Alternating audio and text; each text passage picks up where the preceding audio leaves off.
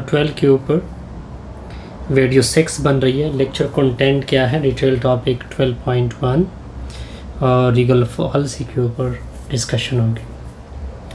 तो regular falsies की सबसे पहले एप्लीकेबिलिटी डिस्कस करते हैं। हम कोई फंक्शन होगा, let we have a function, let we have, हमने कोई फंक्शन लिया, let we have a function f of x that is defined on close interval a o b। अब देखिए रेगुलर फॉल्सी कब अप्लाई होगी किसी फंक्शन के लिए। सबसे पहला पॉइंट क्या है, फर्स्ट पॉइंट ये है कि आपका जो फंक्शन है वो इस क्लोज इंटरवल पे कंटिन्यूअस हो जाना चाहिए। The function f of x must be continuous on close interval भी। मतलब क्या बना कि फॉर एग्जांपल ये जो फंक्शन है बेसिकली असल में एक करो होती है ना, इस करो में ए से बी तक कोई ब्रेक नहीं आना चाहिए। जितनी भी वैल्यू होती हैं वो उसको लेने चाहिए। इन अदर वर्ड हम इस तरह कह सकते हैं। सेकंड कंडीशन क्या है कि फॉर एग्जांपल इस एंड पॉइंट के ऊपर आपने एक रिजल्ट पुट किया या एफ ऑफ बी पुट किया, इन दोनों का अपोजिट साइड होना चाहिए, हैव अपोजिट साइन। इनका क्या होना चाहिए, अपोजिट साइन। मतलब ये बना के अगर एफ ऑफ ए पॉजिटिव है तो एफ ऑफ बी को क्या होना चाहिए, नेगेटिव। अगर एफ ऑफ ए नेगेटिव है तो एफ ऑफ बी को क्या होना चाहिए, पॉजिटिव। या इसका हम मतलब ये भी लेते हैं नॉर्मली कि एफ ऑफ ए का फॉर एग्जांपल जब पॉजिटिव ग्रेटर देन ज़ीरो होगा, जब भी एफ ऑफ बी नेगेटिव है तो मतलब लेस देन ज़ीरो होगा। फॉर एग्जांपल अगर F of A for example negative है तो इसका मतलब है लेस देन ज़ीरो। अगर एफ ऑफ बी पॉजिटिव है तो इसका मतलब होता है ग्रेटर देन ज़ीरो। जब आप इनका प्रोडक्ट करोगे, या इसी स्टेटमेंट को मैं इस तरह भी लिख सकता हूँ कि इसका जो प्रोडक्ट है उसको क्या होना चाहिए, लेस देन ज़ीरो। सेम मतलब होगा क्योंकि जब ये दोनों अपोजिट होंगे तभी नेगेटिव साइन आएगी ना, तब ये लेस देन ज़ीरो आएंगे। ये इसकी एप्लीकेबिलिटी है। अगर आप यहाँ देखें, ये इसकी एप्लीकेबिलिटी आ गई किसकी, रेगुलर फॉल्सी की। अब नेक्स्ट पॉइंट कर लेते हैं, दोनों को कंपेयर कर लेते हैं, ये दोनों मेथड को कंपैरिजन कर लेते हैं। ओके, दोनों मेथड की क्या कर लेते हैं, कंपैरिजन।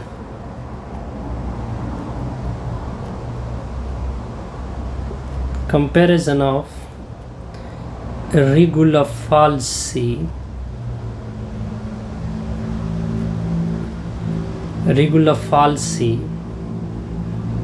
and bisection method। तो दोनों की कंपैरिजन को आप देखें। देखिए सबसे फर्स्ट पॉइंट ये है कंपैरिजन में है,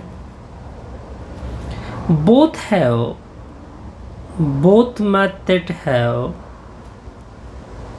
same applicability। यानी तभी अप्लाई होंगी जब दोनों कंडीशन सेम एप्लीकेबिलिटी। ये इन दोनों का फर्स्ट कंपैरिजन हो गया। मतलब ये बना कि एफ ऑफ एक्स को कंटिन्यूअस भी होना चाहिए, किसके ऊपर, ए कॉमा बी के ऊपर। सेकंड क्या है, सेकंड कंडीशन क्या होगी कि F of A and F of B have opposite sign. दोनों का क्या साइन होना चाहिए, अपोजिट। ये दोनों कंडीशन क्या होनी चाहिए, पूरे। ये फर्स्ट कंपैरिजन मैंने की। सेकंड कंपैरिजन क्या है, बोथ आर ब्रैकेटिंग मेथड। अब इसके ऊपर आते हैं, both are bracketing method. Okay, इसका मतलब ये होगा, इसका इन अदर वर्ड ये मतलब निकाल सकते हैं, both are not iterative method. इसका आइटरेटिव मेथड नहीं है, बल्कि कौन सा मेथड है। देखिए बाइसेक्शन फॉर एग्जांपल, ये क्लोज इंटरवल है, दोनों जो रूट फाइंड करते हैं वो ब्रैकेट की फॉर्म में। फॉर एग्जांपल बाइसेक्शन से तो आप फेमिलियर हैं, पहले हम इन दोनों का मिड पॉइंट फाइंड करते हैं, फिर इसके अंदर इस तरह एक ब्रैकेट बनते जाते हैं, ठीक है।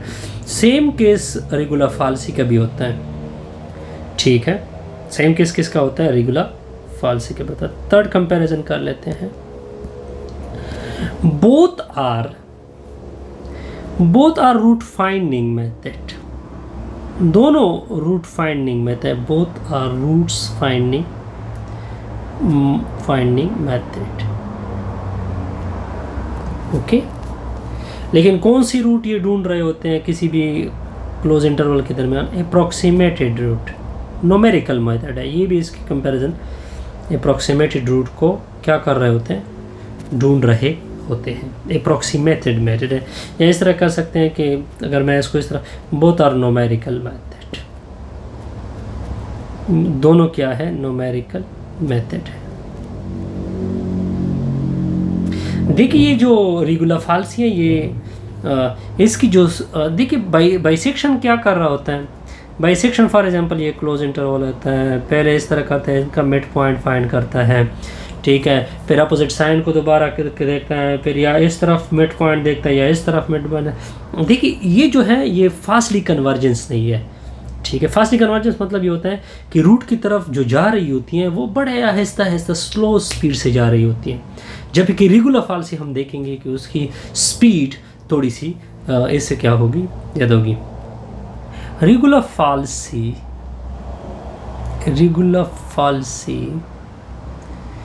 is compared to bisection method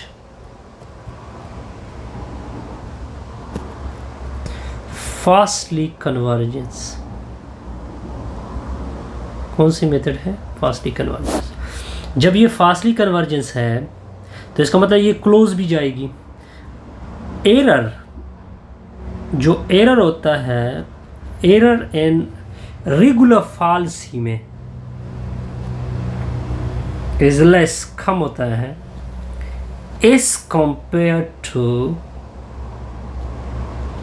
bisection method. For example अगर इसका एरर फॉर एग्जांपल 0.1 आ रहा है तो इसका 0.2 आएगा। सपोज दैट हम ये एग्जांपल से क्या कर लेते हैं। अब देखिए ज्योमेट्रिकल इंटरप्रिटेशन करते हैं नेक्स्ट। ओके, तो देखिए ज्योमेट्रिकल इंटरप्रिटेशन को देखिए, हम एक करो लेते हैं, लेट वी हैव करो,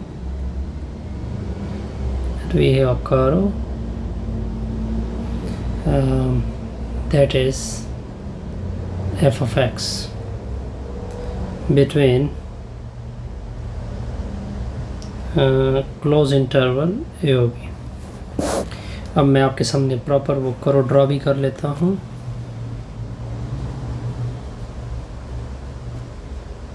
ओके, फॉर एग्जांपल ये आपकी करो हो गई,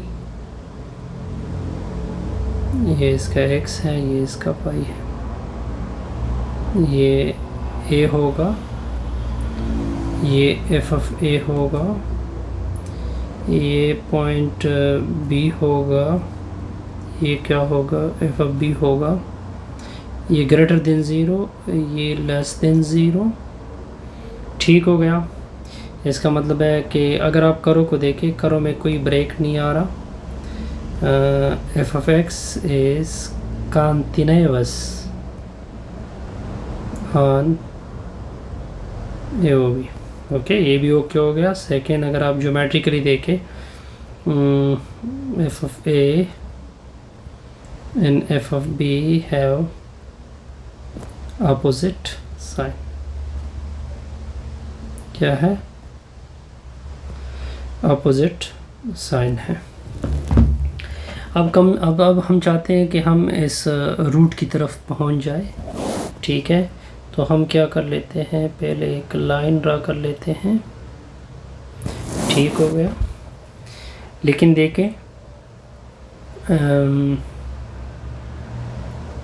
अब देखिए ये कौन से पॉइंट के ऊपर टच हो रहा है, सी के ऊपर। फॉर एग्जांपल वाई की वैल्यू यहाँ पे क्या होगी, 0 होगी। अब आपको पॉइंट स्लोप फॉर्म वगैरह, पॉइंट स्लोप फॉर्म आपको पता होना चाहिए। y माइनस y1 नीचे है x माइनस x1 इक्वल होता है y2 minus y1 divided by x2 minus x1। यहाँ तक ओके। अब देखिए इसी पूरा क्लियर हो जाएगा, ठीक है? अब देखिए अगर आप इस लाइन को देखें, ये किसके ऊपर आ रहा है, एक्सिस के ऊपर यहाँ पे आ रहा है। हाँ, क्योंकि हम यहाँ तक आ गए हैं, इस पॉइंट के ऊपर गुजर रहा है, तो इसकी रिज़ल्ट क्या हो जाएगा, वाई तो इसकी क्या हो जाएगी 0। लेकिन ये पॉइंट जो होगा ये x1 यानी ये पॉइंट क्या है इसका, यहाँ पे y1 है। अब y1 हम क्या ये करेंगे कंसीडर, यानी ये y1 होगी, ठीक है? y1 क्या होगी, f ऑफ a होगी, नीचे किस से डिवाइड होगा। देखिए जिस पॉइंट के ऊपर गुजर रहा है ये पॉइंट, देखिए x एक्सिस है ना, ये एक्सिस के ऊपर है ये पॉइंट, तो ये x ही होगा। x1 की वैल्यू क्या होगी, हम ये कंसीडर करेंगे, ठीक है? फिर y2 देखिए y2 क्या है, f ऑफ b होगा, और y1 क्या होगा, f ऑफ a होगा। नीचे होगा ये पॉइंट एक x1 और x2 होंगे, तो b माइनस a आ जाएगा, ठीक हो गया। हमें अब देखिए ये पॉइंट आपका क्या आ जाएगा, C आ जाएगा। अब C को निकालने की कोशिश कर लेते हैं, क्रॉस मल्टीप्लिकेशन कर लेते हैं, ठीक है? तो C किस तरह निकालेंगे, C minus a into F of b minus F of a, ये मैंने क्रॉस मल्टीप्लिकेशन की, ये b माइनस a हो जाएगा, लेकिन साथ में माइनस भी आएगा, एफ ऑफ a आ जाएगा, ठीक हो गया। अब देखें ये डिवाइड करें काइंडली इसको, F of B minus F of A, ये नेगेटिव इसके साथ मल्टीप्लाइड कर दें। हम देखिए ये सी माइनस ए आ जाएगा, ये A minus B into F of A, नीचे हो जाएगा F of B minus F of A. अब ए को उधर शिफ्ट करोगे तो ए आ जाएगा,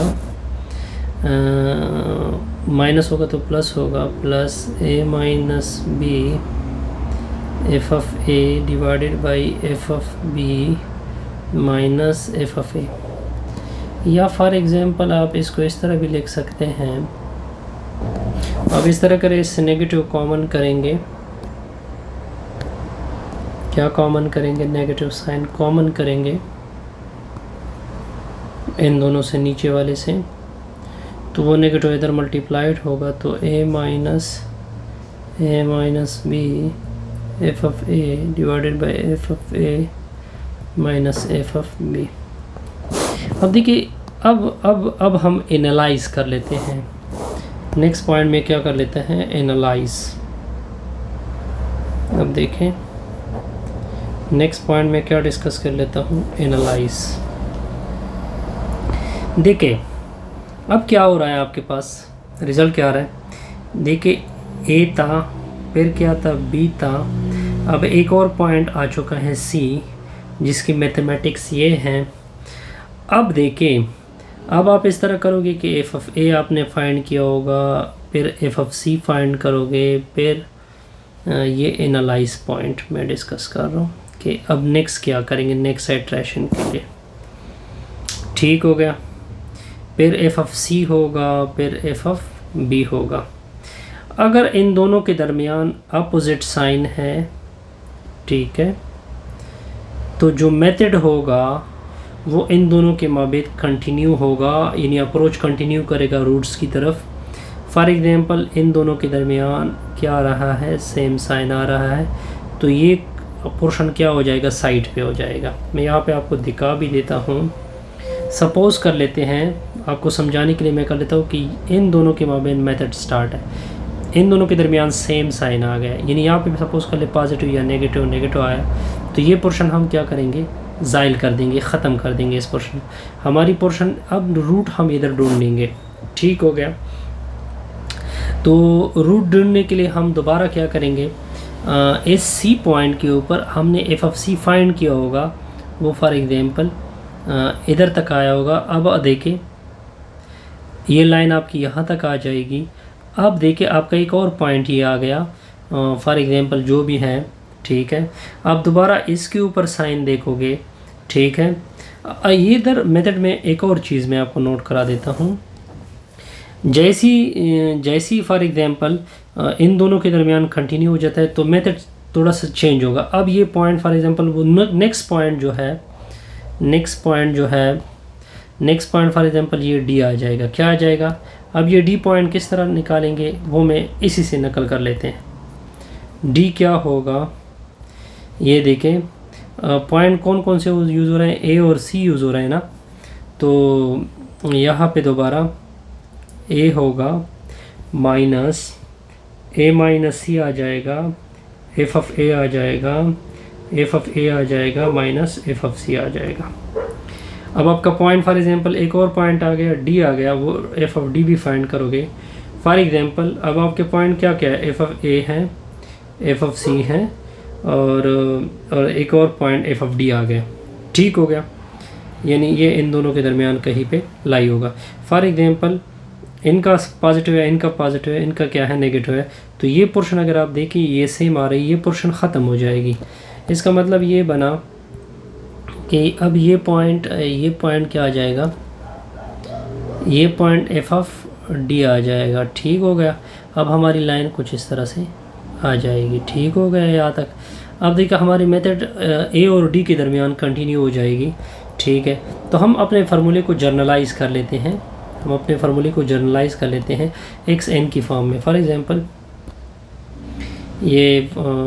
ये आपका क्या होगा पूरा, यानी इस तरह आप रूट फाइंड करोगे कौन से मेथड से, रेगुलर फालसी से। दिस इज़ समथिंग अबाउट, यहाँ पे मैंने डिस्कशन किया काफ़ी, ठीक है, वो आपने अल्फाज में आप लिखे तो आपके लिए आसानी हो जाएगी।